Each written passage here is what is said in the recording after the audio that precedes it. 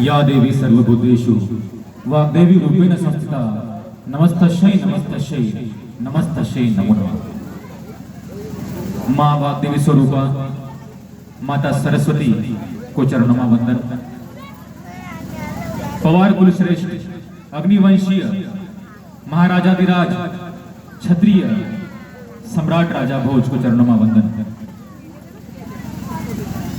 आप लोग हीरापुर गांव की ग्रामदेवी माता माई को चरणों में वंदन। मंच पर उपस्थित आज को राजा भोज जयंती को कार्यक्रम का अध्यक्ष आमरा मोटा बंधु पप्पू भाऊ,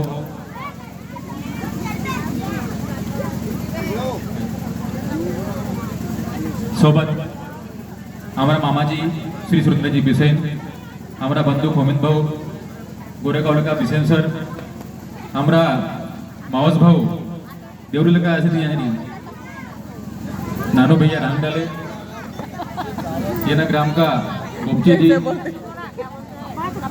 पटले मैडम, हमारी मामी जी शीतलताई बिसेन,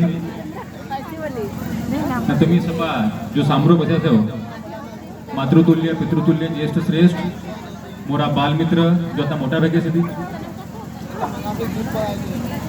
बाल गोपाल सबला आज दिनांक 18 फरवरी 2025 ला जो तुम्ही राजा भोज जयंती को कार्यक्रम यहाँ आयोजन करायचं हो एक बहुत बहुत तुम्हाला मी धन्यवाद देसू, अभिनंदन करूसू।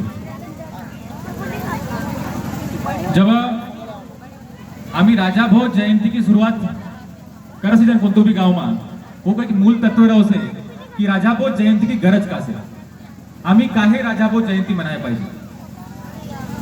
देखिए पहली शुरुआत जो भाई वह 1984 में भाई आणि काहे भाई कारण कि जब संकट समाज पर आवत होती तब संघर्ष हो से ना संघर्ष लगा संगठन की निर्मिती हो से तो वो ना गाँव के नाम तो प्रथा सुरू नहीं भाई पहले या मोटो शहरिंग में भाई तो पहली क्षत्रिय पवार समाज संगठन की जो मीटिंग होती वह डॉक्टर ज्ञानेश्वर टेमरे इन नागपुर में 1984 में ली वो बाद में वह समिति निर्माण भाई घर घर जाय सरी नागपुर में वो प्रचार प्रसार भयो वनच काल में बैयर में भी समिति निर्माण भाई ना टीडी बिसेन सर ना उनका जो ज्येष्ठ होता उनना वहानी कार्य करी ना वहां लगा संगठन साठी समाज साठी संगठन के तो आवश्यक से वो की एक भावना निर्माण भाई ना उन भावना लगा संगठन की निर्मिती हुई।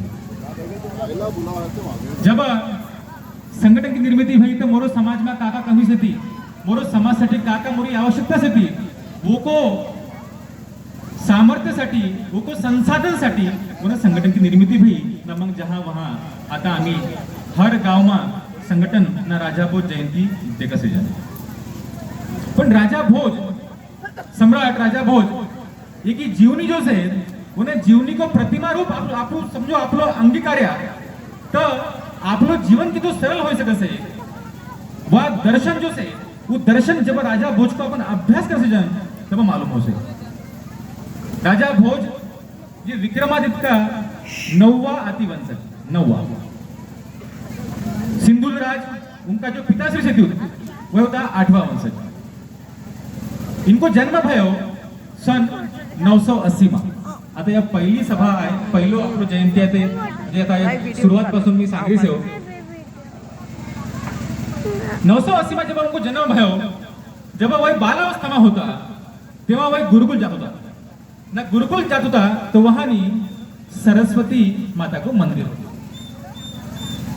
ने जहां सरस्वती माता को मंदिर होतो ना गुरुकुल में बोला आज धार नगरी में भोजशाला कसे थी पैतृक गांव भोज भोजशाला धार नगरी वंशज कहाँ होता उज्जैनी में विक्रमादित्य राजा कहाँ का होता उज्जैन का उनकी पीढ़ी बढ़त गई न को बाद में जब वह धार नगरी में आया मालवा प्रदेश की राजधानी धार होती न धार में जो हमारा राजा होता सिंधुल राजदेव उनका पुत्र भया राजा भोजदेव न जब उन्हें यहाँ विद्यार्जन करी तो विद्यार्जन करने को वेळेस माता सरस्वती वाग्देवी को रूप में उनको सपना में आया। को वर्णन से जब तुम्हें ग्रंथ वाचो ना राजा भोज थी ना वह इतना चांगला योद्धा होता, इतना चांगला प्रबंधक होता, इतना चांगला कवि होता कि कालिदास ने भी उनकी स्तुति करी है। विद्यानुरागी भोज भी ऐसा सदाशिव भूप था, भूप म्हणजे राजा, विद्यानुरागी विद्या का अनुराग करने वाला, विद्यानुरागी भोज भी ऐसा सदाशिव भूप था, प्रख्यात कवियों के लिए वो साक्षात कल्पवृक्ष स्वरूप था।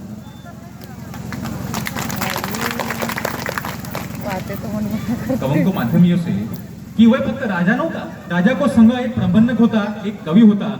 विद्या की दात्री माता सरस्वती को जेव्हा निर्माण भयो, जेव्हा सृष्टि की निर्मिती भई, या सृष्टि में सब काही होतो, वाणी नव्हती। वन वाणी का प्रदाता कोण होता? ब्रह्मदेव। उन्न कोण की निर्मिती करीन? विष्णु भगवान को संगे ऊपरा माता सरस्वती की, कमलासीन माता सरस्वती चतुर्भुज के रूप में साक्षात प्रकट भई। पण वन माध्यम का होतो, आवश्यकता का होती? कारण की पृथ्वी पर आज जीवन मानत होतो, पण वाणी नव्हती। माता सरस्वती बसंत पंचमी को दिवस उनको प्रकट भयो, आणि वो जो प्रकट दिवस होतो बोला आज आम्ही बसंत पंचमी के सीजन, कारण की माघ महीना को शुक्ल पंचमी को तिथि पंचमी, बसंत पंचमी, याला श्री पंचमी के सीजन, श्री लक्ष्मी रूप। वो दिवस राजा भोज को भी जन्म भयो होतो। तो उनको जो लगा होतो ना मां सरस्वती सोबत बहुत घनिष्ठ होतो। उनको जीवन में उनका पूर्ण ग्रंथ वाचले, रत्न मंजिरी, भोज प्रबंध, चंपू रामायण, सरस्वती कंठाभरण, तुमला सबमा माता सरस्वती की झलक ना उनको विद्या की झलक दिसी। तो जब मां सरस्वती का वही पूजन करा होता, उनको एको मां साक्षात माता आई सपने में ना उनला जो ज्ञान दी, वो ना ज्ञान लखा उनने सामूर साम्राज्य चलाई। ये नौ रस, अभत्स रस, विभत्स रस, हास्य रस, ये किसके देना है? ये सब मां सरस्वती की देना है। 7 सुर होते ना, सरगम बनती है, किसकी देना है? मां सरस्वती की देना है। तो ये कुंवारी मां, तो या जो स्थिति मां सरस्वती के रूप में इन्हें पृथ्वीला लावी ना। राजा भोज होता वो का पूजक होता, मग राजा भोज होता तो वह सम्राट भी होता, राजा भी होता, कवि भी होता, वो एक वैद्य भी होता, उन्न आयुर्वेद लिखी से, वो एक चांगला इंजिनियर होता, उन्न भोज प्रबंध लिखी से। तुम्ही जब भोज नगरी जाओ, धार नगरी, तो वहां मांडू से एक जवळ मांडू, वो ना मांडू में अलग अलग विभाग, स्थिति विभाग, वित्त विभाग, ग्रह विभाग, वन जमान होता। म्हणजे वन जमानो में भी अलग अलग डिपार्टमेंट राजा भोज ने ठेवतीस कि वित्त विभाग यहाँ रहे, ग्रह विभाग यहाँ रहे, मग आपला विभिन्न विभाग जो रोजती, म्हणजे वन समय पर उल्लावा जान होती। म्हणून एक सम्राट को कहत वो एक चांगला प्रबंधक होता। का कहानी भय उनको संग एक राजा अजय रहो पूर्ण 55 साल न सरस्वती कंठाभरण में लिखी से कि पंचवर्ष सप्तामी सप्तमास दिनत्रयम राजा भोजे न भोक्तव्या संगौटा दक्षिण पथ। मतलब 55 साल 7 महीने 3 दिन उनकी उम्र रही। नहीं ना उम्र में राजा भोजे न भोक्तव्या हर एक प्रदेश को, मलय पासून काश्मीर, मलय म्हणजे आज को केरल, जहां मलयालम भाषा बोली जाती है, उनकी राजधानी होती।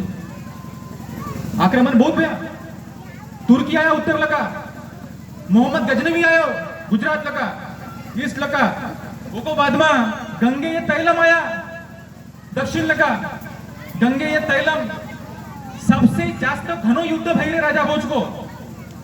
दक्खन को पठार को जो एरिया हो हैदराबाद को, वहां अब वहां नहीं, वो दुई जो राजा होता गंगे या तैलम, इनको संग एक बहुत घोर युद्ध भय होता।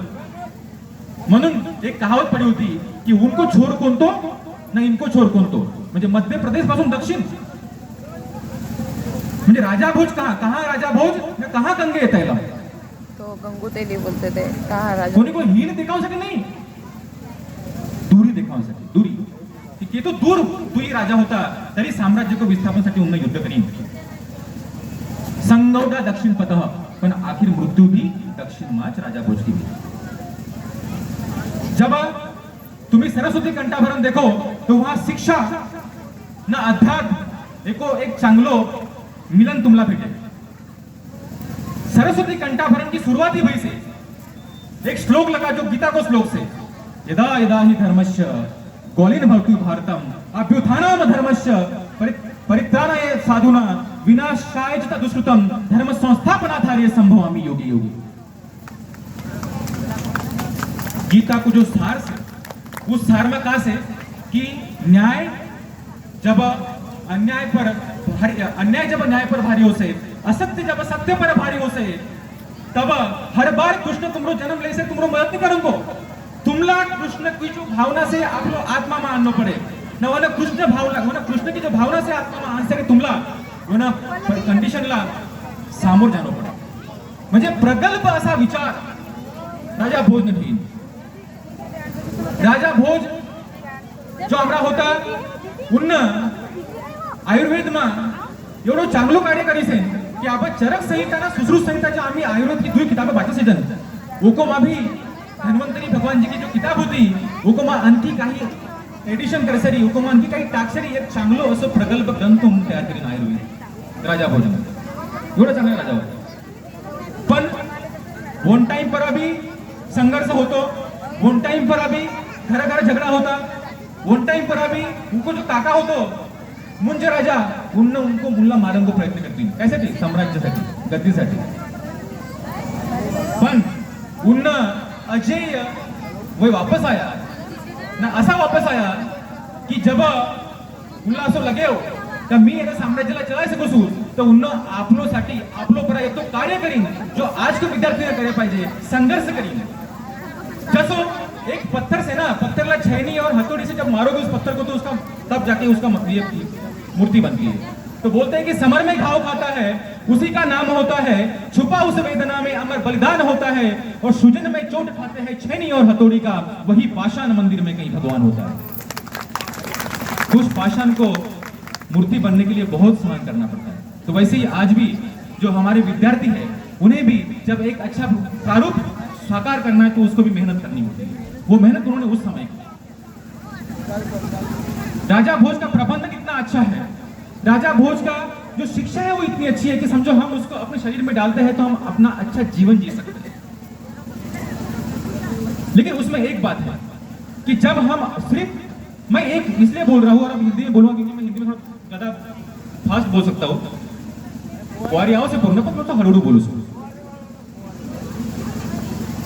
राजा भोजन शिक्षा ना विज्ञान इनला कभी भी दूर नहीं होने दी।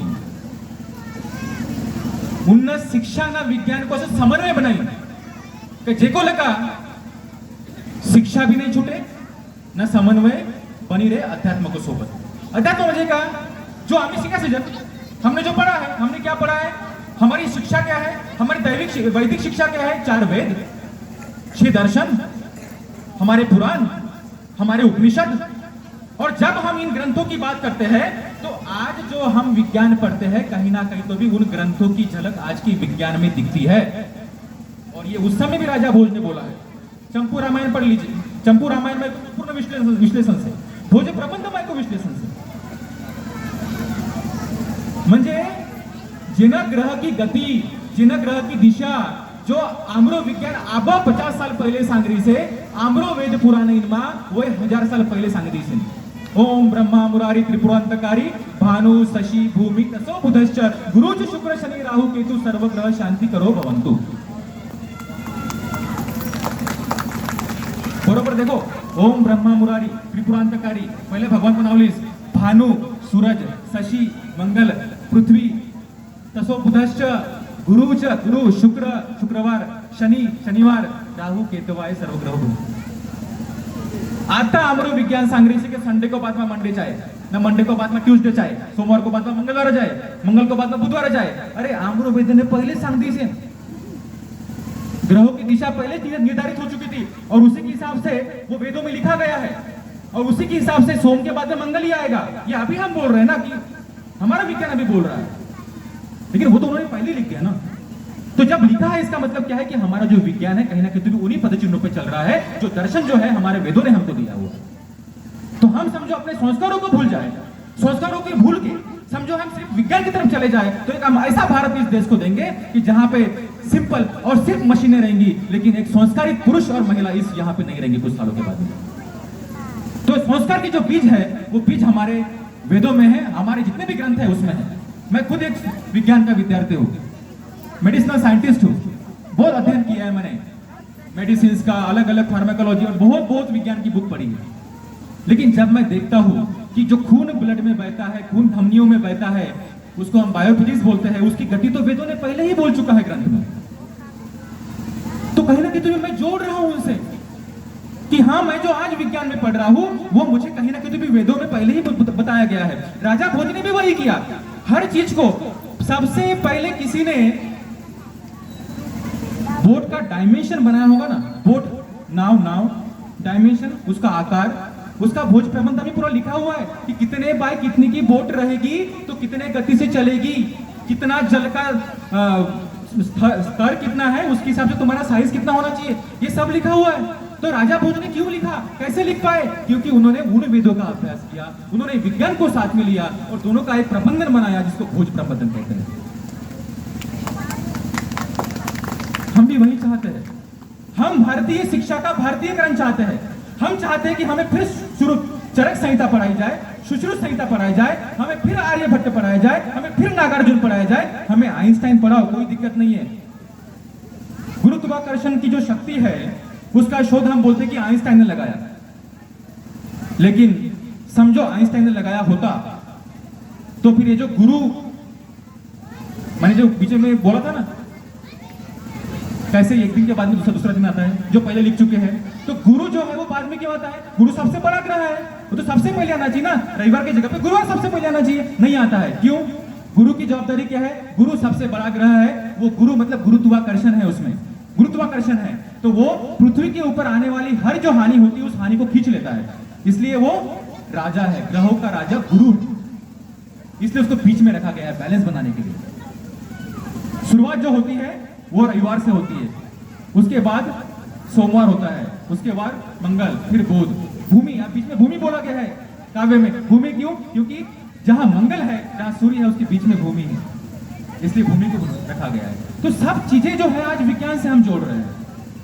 राजा भोज ने अपने पूरे जीवन काल में 4 दर्शन के ऊपर काम किया। पहला शिक्षा, दूसरा स्वास्थ्य, तीसरा संस्कार और चौथा है रोजगार। जब शिक्षा की बात करते हैं, जैसे कि मैंने बोला कि हमारी जो वैदिक शिक्षा है वो अति आवश्यक है, इसलिए आज हम बच्चों को जब पढ़ाते हैं, आप चाहे गोंदिया की स्कूल ले लो या नागपुर की स्कूल ले लो, वहां पे वैदिक मैथ्स पढ़ाया जाता है। वैदिक मैथ्स पहले तो हमको किसी ने वैदिक मैथ्स नहीं पढ़ाया, नहीं पढ़ाया ना, किसी को होती को स्कूल में मी बी यहाँ सीखी से स्कूल में कोईला भी वैदिक मैथ्स नव्हतो। आता वैदिक मैथ्स नवीन सब्जेक्ट होणार से वेद को मैथ का जो रिलेशन है वो ना वैदिक में आता हुए सिखा रहे थे। तो वो से ना म्हणजे जो आप लोग पुरातन चीजें से थी जिनको एक सामर्थ्य से उनला आता विज्ञान मान रहे थे। राजा भोज की जीवन तशीच होती। संस्कार की उन्हें बात करी, शिक्षा परा हो तुम्ही, शिक्षा परा गुरुकुल व्यवस्था होती, समय बदले हो, कॉन्वेंट आई गई, स्कूलें आई गई, चांगला भेव, पण गुरुकुल की व्यवस्था वहां रहे पाहिजे, वहां दुई शिक्षा दे पाहिजे, शिक्षा भी दे पाहिजे ना आपलो वेदों की भी शिक्षा दे पाहिजे। तब मग समन्वय बनायसाठी आपण आपलं भविष्यमा संस्कारित हुशार विद्यार्थी निर्माण कर सकते। संस्कारित, कल्चर्ड, वेल एजुकेटेड, संस्कार कल्चर होना चाहिए। म्हणून तुम्ही जब आज हम डिग्री लेते हैं और डिग्री लेने के बाद में जब जाते हैं वहां पे यूनिवर्सिटी में, तो उसको बोलते दीक्षांत समारोह। शिक्षांत समारोह नहीं बोलते, सुने हो भैया? शिक्षांत समारोह लिखा रहता है, नहीं, दीक्षांत समारोह। क्यों? हमारे गुरुकुल की प्रथा है, शिक्षा की दीक्षा होती है, इसलिए दीक्षांत समारोह। शिक्षांत समारोह नहीं, मैं विद्यार्थी जब डिग्री लेने जाऊंगा तो मैं क्या ले रहा हूं? मैं दीक्षा ले रहा हूं, दीक्षा, शिक्षा की दीक्षा ले रहा हूं, इसलिए वो दीक्षांत समारोह कहलाता है, शिक्षांत समारोह नहीं कहते उसको। ये हमारी व्यवस्था है, इन्हीं व्यवस्थाओं के साथ चलना है। दूसरी बात, संस्कार। संस्कारों की बात करते हैं, अति आवश्यक है। पीढ़ी का निर्माण जो है वो संस्कार के रहते और उसको छोड़ते नहीं कर सकते हम। तो फिर जो 16 संस्कारों का दर्शन है, सब लोग मानते हैं अन्नप्राशन संस्कार जो है और नामकरण संस्कार जो है, अंतिम संस्कार जो है, ये सूरज उगने के बाद और सूरज ढलने के पहले करते हो ना भैया। फिर ये विवाह संस्कार ही क्यों रात में 12 बजे 11 बजे करते हो? वो भी तो संस्कार ही है ना। सोचना पड़ेगा। हम परिणय सूत्र की बात करते हैं, तो जब परिणय सूत्र की बात कर रहे हैं तो वहां पे हमें यह भी सोचना पड़ेगा कि वो संस्कार है तो उसको जल्दी लगाना पड़ेगा। तो ये मैं समाज के पटल पे इसलिए बोल रहा हूं क्योंकि हम ये चर्चा अपने संगठन में करते हैं और हमको लगता है कि ये चीजें अच्छी है, समाज ने इसको लेना चाहिए, शादी शाम को करना चाहिए, रात में नहीं। वो संस्कार नहीं कहलाएगा, वो कॉन्ट्रैक्ट कहलाएगा। और अभी आजकल कॉन्ट्रैक्ट की लाइफ उतनी होती नहीं है, संस्कारों की होती है। तीसरी चीज जो है वो है रोजगार।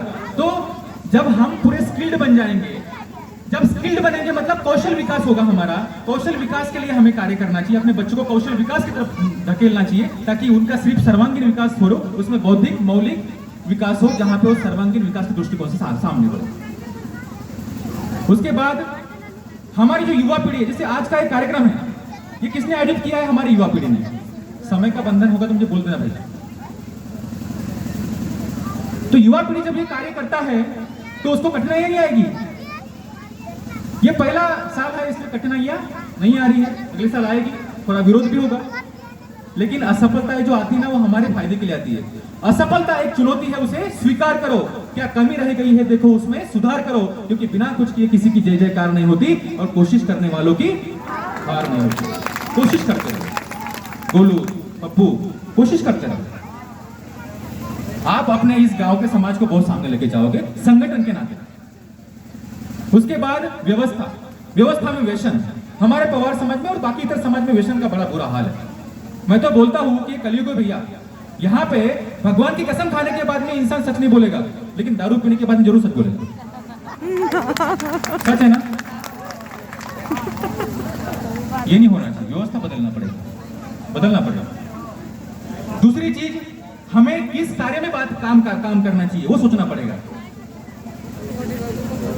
समझो मैं ये कार्य कर रहा हूं तो उसको कितना अच्छे से कर सकता हूं, उसका परिलोकन करना पड़ेगा। तब जाके हमारे कार्य जो है वो स्किल्ड बनेंगे, मतलब कौशल के हिसाब से सामने जाएंगे।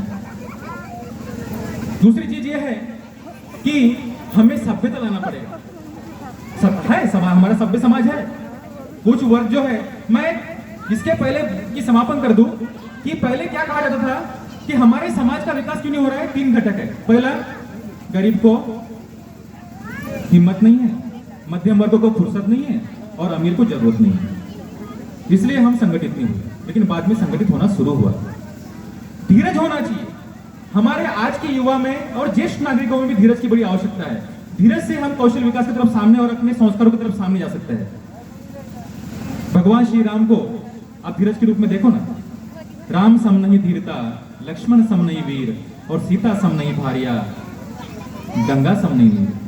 राम के जैसी धीरता नहीं, लक्ष्मण की जैसी वीरता नहीं, सीता सम भार्या नहीं, और गंगा के जैसा नीर मतलब जल नहीं। तो हमें जब संस्कारों की बात करते तो हमको धीरज भी एक संस्कारों का हिस्सा है, उसको साथ लेके चलना होगा। आप सभी को इस राजा भोज जयंती की बहुत बहुत शुभकामनाएं। कहने के लिए तो बहुत सारी चीजें होती है, कहेंगे बाद में। और प्रथम वर्ष है, आप हमेशा बसंत पंचमी को ये त्योहार मनाइए। आप समय के हिसाब से आगे पीछे कर सकते हैं। बसंत पंचमी से लेके माघी पूर्णिमा तक की आप ये त्योहार मना सकते हो। माघी पूर्णिमा के बाद में थोड़ा सा ना मनाएं, ये जो 10-12 दिन का जो पीरियड है उसी में मनाइए। इसी के साथ माँ वाग्देवी सरस्वती रूपा वाग्देवी की कृपा आप सब पे बनी रहे। आप सबका मंगल हो। आप सबने मुझे यहाँ बुलाया, आप सभी का धन्यवाद। एक साथ मेरे साथ जय राजा भोज, जय माँ गढ़कालिका, धन्यवाद।